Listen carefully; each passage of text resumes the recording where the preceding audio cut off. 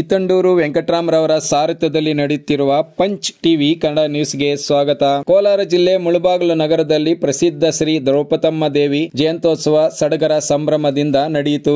ಆಕರ್ಷಕ ಪುಷ್ಪ ಪಲ್ಲಕ್ಕಿ ಮೆರವಣಿಗೆ, ನೂರಾರು ಮಹಿಳೆಯರಿಂದ ಕಲಶಗಳ ಮೆರವಣಿಗೆ, ವಿವಿಧ ಸಾಂಸ್ಕೃತಿಕ ಕಲಾ ತಂಡಗಳಿಂದ ಜನಾಕರ್ಷಕ ಮೆರವಣಿಗೆ ನಡೆಯಿತು. ಗಗನ ಟಮಟೆ ತಂಡದಿಂದ ವಿಶೇಷ ಟಮಟೆ ಕಲಾ ಪ್ರದರ್ಶನವನ್ನು ಸಹ ನಡೆಸಲಾಯಿತು. ಅನ್ನದಾನ ಕಾರ್ಯಕ್ರಮವನ್ನು ಏರ್ಪಡಿಸಲಾಗಿತ್ತು. ಕಲಶ ಹೊತ್ತ ಮಹಿಳೆಯರಿಗೆ ವಿಶೇಷ ಕೊಡುಗೆಯನ್ನು ನೀಡಲಾಯಿತು. ಹೊಸಕೋಟೆ ತಾಲೂಕು ಶಿವನಾಪುರ ಶ್ರೀ ಆದಿಶಕ್ತಿ ಮಹಾ ಸಂಸ್ಥಾನ ಮಠದ ಶ್ರೀ ಪ್ರಣವಾನಂದ ಪುರಿ ಸ್ವಾಮೀಜಿ ರವರು ಶ್ರೀ ದ್ರೌಪದಮ್ಮ ಪುಷ್ಪ ಪಲ್ಲಕ್ಕಿಗೆ ಚಾಲನೆ ನೀಡಿದರು. ಕೋಲಾರ ಜಿಲ್ಲಾ ತಿಗಳರ ಸಮನ್ವಯ ಸಮಿತಿ ಜಿಲ್ಲಾಧ್ಯಕ್ಷ ಎಂ ವೆಂಕಟೇಶ್, ಮುಳಬಾಗಿಲು ತಾಲೂಕು ಟ್ರಸ್ಟ್ ಅಧ್ಯಕ್ಷ ಕೃಷ್ಣಪ್ಪ, ಗೌಡರು ಆರ್ ಬಯ್ಯಣ್ಣ, ಪೂಜಾರಿ ವೆಂಕಟೇಶ್, ಯಜಮಾನರಾದ ಸುಬ್ರಹ್ಮಣಿ, ಕೋಲ್ಕಾರ್ ಷಣ್ಮುಗಂ ಮುಂತಾದ ಅನೇಕ ಪ್ರಮುಖರು ಹಾಜರಿದ್ದರು. Kittandur Venkatram, punch TV news, Kolar.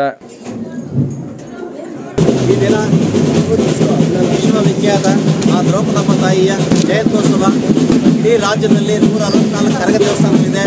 ಇಡೀ ರಾಜ್ಯದಲ್ಲಿ ಇವತ್ತು ಬಹಳ ವಿಜೃಂಭಣೆಯಿಂದ ಎಲ್ಲ ನಮ್ಮ ಜನಾಂಗದವರು ಆಚರಣೆ ಮಾಡ್ತಾ ಇದ್ದಾರೆ.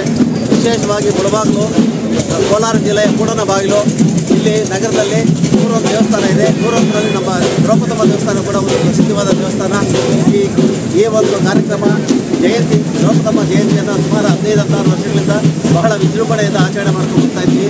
ಆ ತಾಯಿ ಕೃಪೆ ಎಲ್ಲರಿಗೂ ಎಲ್ಲರ ಮೇಲೆ ಇದ್ದು ಇಡೀ ವಿಶ್ವ ಎಲ್ಲ ಕಾಪಾಡ್ಕೊಂಡ್ಬರಲಿ ಅಂತ ಪ್ರಾರ್ಥಿಸ್ತಾ ಇವತ್ತು ಕಾರ್ಯಕ್ರಮ ಪ್ರಯುಕ್ತ ಏನೇನು ಮಾಡಿದ್ರು? ಇವತ್ತಿನ ಕಾರ್ಯಕ್ರಮ ಪ್ರಯುಕ್ತ ಮಾತೆಯರು ಕಲಶ ತಗೊಂಡು ಪ್ರದರ್ಶನ ಮಾಡ್ತಾ ಇದ್ದಾರೆ. ಹಾಗೂ ಕೋಲಾಟ ಮತ್ತು ಯುವಕರ ತಂಡ ಎಲ್ಲ ಸೇರಿಕೊಂಡು ಎಲ್ಲ ವಿಜೃಂಭಣೆಯಿಂದ ಮೆರವಣಿಗೆ ಮಾಡಿದ್ದೀವಿ. ಮೆರವಣಿಗೆ ಮಾಡ್ಕೊಂಡು ಈಗ ಅಂತ್ಯ ಬಂದಿದೆ. ಈಗೆಲ್ಲ ದೇವಸ್ಥಾನಕ್ಕೆ ಹೋಗೋ ಕಾರ್ಯಕ್ರಮ ನಡೀತಾ ಇದೆ. ಎಲ್ಲ ಸಹಕಾರದಿಂದ ಕಾರ್ಯಕ್ರಮ ತುಂಬ ಚೆನ್ನಾಗಾಗಿದೆ. ಎಲ್ರಿಗೂ ಧನ್ಯವಾದಗಳು.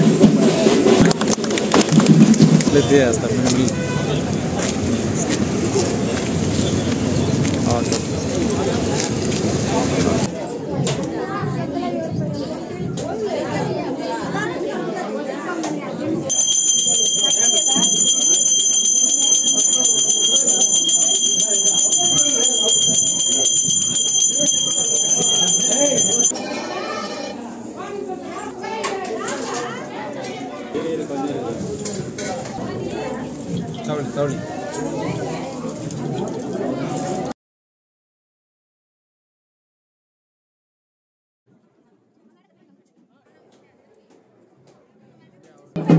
ಅರ್ಶಿನ ಕುಂಕುಮ ಹೆಣ್ಮಕ್ಳಿಗೆ